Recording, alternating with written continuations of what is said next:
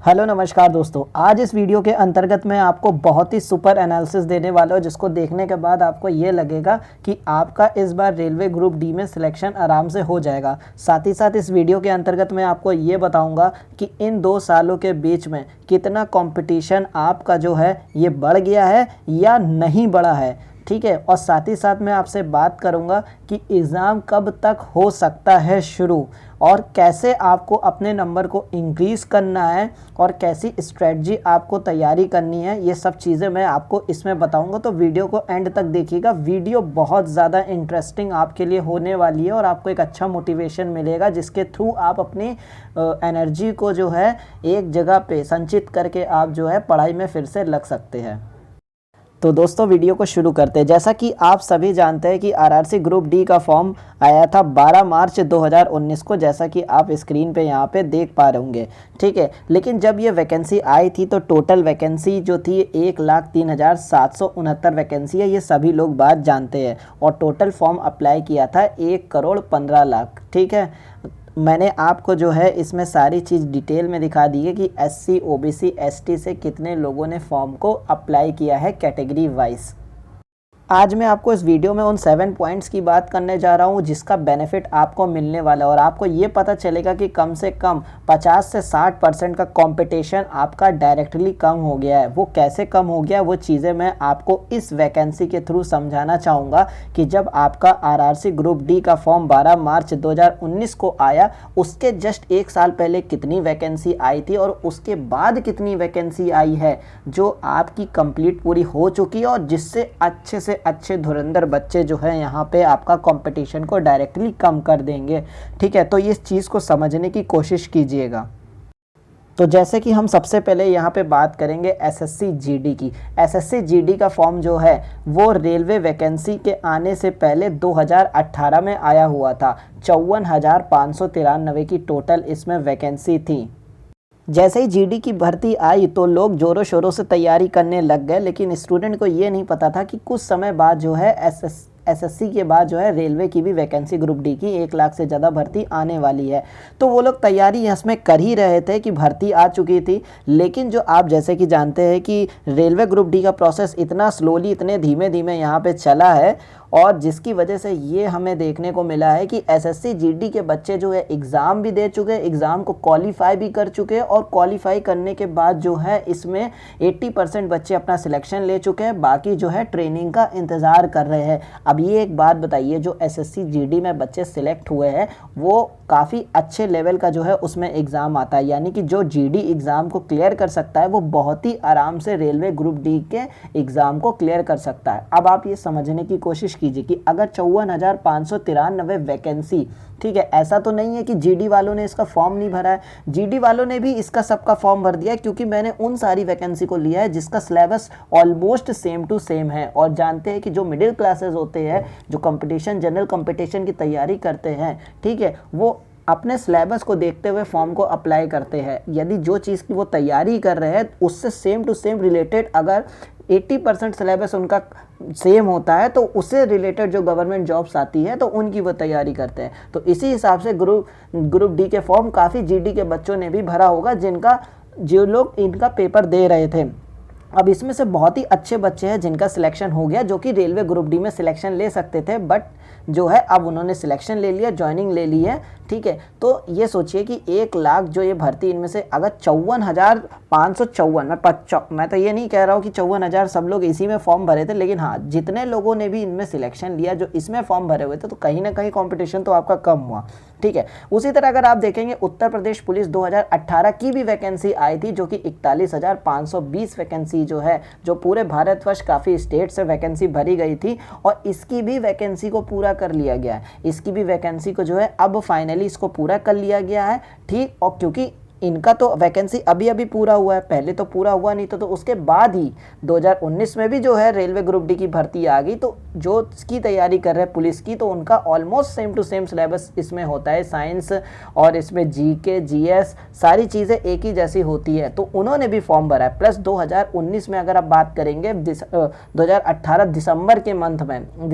Month में जो है 49,568 वैकेंसी यूपी पुलिस की भी वैकेंसी आ गई थी, जिसका भी देखेंगे ऑलमोस्ट जो है 80% जो है आपका जो है सिलेक्शन हो चुका है, बाकी लोगों की ट्रेनिंग की तैयारी चल रही, वो वेटिंग कर रहे हैं कि कब से उनकी ट्रेनिंग होनी है। और जो इसकी वैकेंसी आई थी मार्च 2019 में आई थी, ठीक है। अब आप ये समझ लीजिए जिन लोगों ने इसका फॉर्म भर के रखा है, तो यानी कि आप देखिए 54,000, 41,000 और लगभग जो ये 1.5 लाख के करीब वैकेंसी, तो ये ऐसे ही ऑलमोस्ट जिन्होंने ग्रुप डी में कितने लोगों ने फॉर्म भर के रखा था वो डायरेक्टली सिलेक्शन से आउट हो जाते हैं, ठीक है। प्लस 62,000 की वैकेंसी। अब देखिए 62,000 की वैकेंसी को इंक्लूड करने का बस मतलब इतना है कि आप भी जानते हैं कि कितने सारे जो बच्चे हैं इसमें जो है 2018 की वैकेंसी का पेपर दे के आते हैं, बट सबका सिलेक्शन नहीं हो गया। बट 2019 में ही जो है नई वैकेंसी आएगा, और इसका प्रोसेस इतना स्लोली चल रहा था, इतना धीमे चल रहा था कि अभी तक बच्चों के जो है फाइनल जो है यहाँ पे मेरिट गिरा के जो है बच्चों का सिलेक्शन दिया जा रहा है। तो काफ़ी बच्चे जो है इसमें से भी जो है डायरेक्ट आउट हो जाएंगे 62,907। प्लस एएलपी की वैकेंसी आप देखेंगे 64,371। इन्होंने भी जो है 2018 की वैकेंसी जो है पूरी तरह से क्लियर नहीं हुई, और 2019 की, मतलब 2019 की जब रेलवे ग्रुप डी की वैकेंसी आई तो उसी के पीछे इतनी सारी वैकेंसी आ गई कि उसको प्रोसेस में तो चल ही रहा है रेलवे ग्रुप डी का, लेकिन इन लोगों ने क्या किया कि रेलवे ग्रुप डी का पेपर शुरू होने से पहले उन्होंने की जॉब भी निकाली, और उसके बाद भी कितनी वैकेंसी है रेलवे ग्रुप डी का वैकेंसी निकाली, और जो है पूरा फाइनल सिलेक्शन होकर चला गया। क्योंकि रेलवे ग्रुप डी के तो बहुत से सारे बच्चे इसमें वेट कर रहे हैं, हर कोई तो वेट कर नहीं सकता, एक एग्जाम के पीछे तो लग नहीं सकता कि रेलवे ग्रुप डी NTPC निकालेंगे, और भी तो एग्जाम है। तो जो लोग हैं इसमें और भी अदर तैयारी कर रहे थे वो इस कॉम्पिटिशन से डायरेक्टली बाहर हो गए। अब एक बात बताए, अभी आपने देखा होगा दिल्ली पुलिस का एग्जाम हुआ है, ठीक है, रेलवे NTPC से पहले ही। तो ये समझिए NTPC वाले जो एग्जाम देने वाले होंगे, ये दिल्ली पुलिस का एक अच्छा सिलेबस होता है, बाकी टफ लेवल का इस बार आप पेपर देंगे, काफ़ी टफ लेवल का था। 5,846 वैकेंसी कम नहीं होती, लेकिन इन्होंने जो है ग्रुप डी का फॉर्म भर के रखा था कि अगर मेरा उसमें नहीं हो पाए तो किसी मेरा तो किसी सिलेक्शन हो जाएगा। तो ये लोग भी जो है कंपटीशन बाहर हो गए, क्योंकि इनका भी सिलेक्शन हो गया। अब RRB JEE ऐसे तमाम वैकेंसी है। ये मैं जो हूँ बड़ी मैंने वैकेंसी ली, अभी तो मैंने छोटी वैकेंसी नहीं ली है। छोटी वैकेंसी जैसे स्टेट गवर्नमेंट के एग्ज़ाम हो गए, ऐसे बहुत से अननोन डिपार्टमेंट है, जैसे दिल्ली में बहुत सारे डिपार्टमेंट है, ठीक है, और NICL के डिपार्टमेंट है, LICs की जॉब होती है, ठीक है, लगभग जो ऐसा ही जिसका सेम सिलेबस होता है। अब SSC की इतनी वैकेंसी ले ली, CHSL की, MTS की, जो अभी ये देख रहे धीरे करके ज्वाइनिंग दी जा रही है, ठीक है। RBI अटेंडेंट की, RBI अटेंडेंट हम उनको जोड़ रहे थे जो 10th लेवल के एग्जाम में, सिक्योरिटी, इन सब चीज़ों के भी तो बहुत सारे ऐसे एग्ज़ाम निकले जिनका जल्दी जो है सिलेक्शन प्रोसेस को कंप्लीट किया जा रहा है। तो इससे आपको ये तो पता चल गया होगा कि कितना कंपटीशन 60 से 75% के बीच जो है, 60% ये मान के चलिए कंपटीशन आपका कम होगा, क्योंकि ये जो बच्चे थे ये काफ़ी अच्छे बच्चे। अगर आप सोचिए, अगर ये बच्चे 1,15,00,000 में अगर शामिल होता है तो आप का कंपटीशन लेवल इतना हद तक बढ़ा देंगे कि आपका सिलेक्शन होने के चांस बहुत कम हो सकते हैं। को सब चीज़ें पता चल गई। अब आपको क्या करनी है, अब आपको तैयारी करनी है। अब आप ये सिलेबस देखिए कि 25 नंबर की जनरल साइंस आ रही, सिर्फ आपको साइंस पे फोकस करना है। मैथ्स आ रही है, मैथ्स सभी का ऑलमोस्ट हर एग्जाम में लगभग आता है, तो ये तो जनरल सब्जेक्ट हो गया, रीजनिंग जनरल सब्जेक्ट हो गया, और आपको GK GS करंट अफेयर में ज़्यादा से ज़्यादा इसमें ध्यान देना है। तो ये समझिए इसमें तो इंग्लिश नहीं है, और ये जो 3 सब्जेक्ट्स होते हैं, जनरल साइंस, मैथ, रीजनिंग और GK GS, ये तो लगभग ऑलमोस्ट सभी एग्जाम में कवर हो जाते हैं। तो इससे रिलेटेड जितने भी एग्जाम थे उन बच्चों ने तो सिलेक्शन लेके ऑलरेडी वो बाहर जा चुके। तो आप समझ लीजिए कि कंपटीशन कितना कम हो गया है। अब अगर आप देखेंगे कि रेलवे ग्रुप डी का एग्ज़ाम कब से शुरू होता है, रेलवे के इतिहास में देखा गया कि ज़्यादातर एग्ज़ाम या तो वो मार्च से शुरू करता है या तो वो अगस्त तक शुरू करता है। जहाँ तक आप ज़्यादातर देखेंगे कि पिछले बार भी अगर वो एग्ज़ाम था ALP के, वो सितंबर अगस्त में, और ग्रुप डी का भी एग्ज़ाम ऐसे ही अगस्त में शुरू किया था। तो ये मान के चलिए इस बार एग्ज़ाम्स अगस्त में होने के काफ़ी चांसेस है, अगस्त लास्ट वीक तक, ठीक है। और एक मैं ये बात बता दे रहा हूँ, अगर ये लास्ट वीक तक नहीं हो पाता, या सितंबर तक जाता है, क्योंकि केसेस काफ़ी जगह आ रहे हैं, हो सकता है मे बी थोड़ा सा डिले भी होने की संभावना हो सकती है। लेकिन अगर सारी परिस्थितियां सेम रही तो ये मान लीजिए कि अगस्त और सितंबर की फर्स्ट वीक पे आपका एग्ज़ाम 110% हो जाना है, ठीक है। अब आपको करना क्या, ज़्यादा से ज़्यादा मॉक टेस्ट लगाना है, ठीक है। मॉक टेस्ट डेली उठाइए, एक मॉक टेस्ट उठाइए और उसका जो है पोस्टमार्टम कर डालिए, एक तरह से देखा जाए। और मॉक टेस्ट लगाइए किससे, टेक्स्ट बुक से लगाइए। ये मैं टेक्स्ट बुक की आपको डिस्क्रिप्शन में लिंक दे दूंगा, क्योंकि इससे अच्छा कोई नहीं। रेलवे की, SSC की जितने भी प्लेटफॉर्म के लोग तैयारी कर रहे हैं वो SSC की ही मॉक टेस्ट लगाते हैं। मॉक टेस्ट लगाइए, जो क्वेश्चन गलत होता है कॉपी में उसको उतारिए और उससे रिलेटेड चैप्टर उठाइए, उस चैप्टर के पूरे क्वेश्चन को लूसेंट से उठा के सीधा ख़त्म कर दीजिए, ठीक है। ऐसे ही आपको मैथ में तैयारी करनी है, ऐसे ही आपको रीजनिंग में तैयारी करनी है कि जो भी क्वेश्चन गलत होता है कि उस टाइप के क्वेश्चंस को 10-10 करके हमको एक नोटबुक में उतार के रख लेना है और फिर मॉक टेस्ट लगाना है, ताकि हमें पता चले कि इस टाइप का क्वेश्चन आएगा, मैं नहीं छोड़ूंगा। ठीक है, ये बात आपको ध्यान में रखनी है। अब ठीक है, अब आपको ये वीडियो बनाने का मेरा मकसद इतना था कि वो स्टूडेंट जो लोग होपलेस हो चुके हैं, जिनका एग्ज़ाम में अब मतलब पढ़ाई करने का उनका मन नहीं लग रहा, तो मैंने ये वीडियो एटलीस्ट उन्हीं के लिए बताई है कि बस 1 से 1.5 महीने का समय ही बचा है।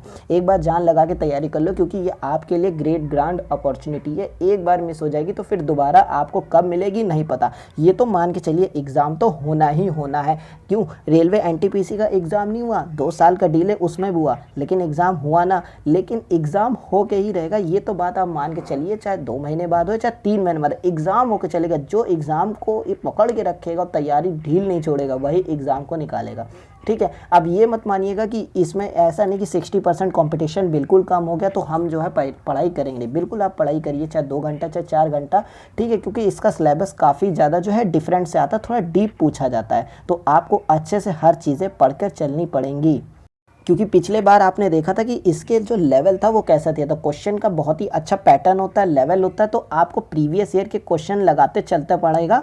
इसी के लिए मैंने आपको बताया था कि टेक्स्ट बुक से मॉक टेस्ट, जिन्होंने नहीं खरीदा वो ज़रूर खरीद लीजिएगा टेक्स्ट बुक का मॉक टेस्ट।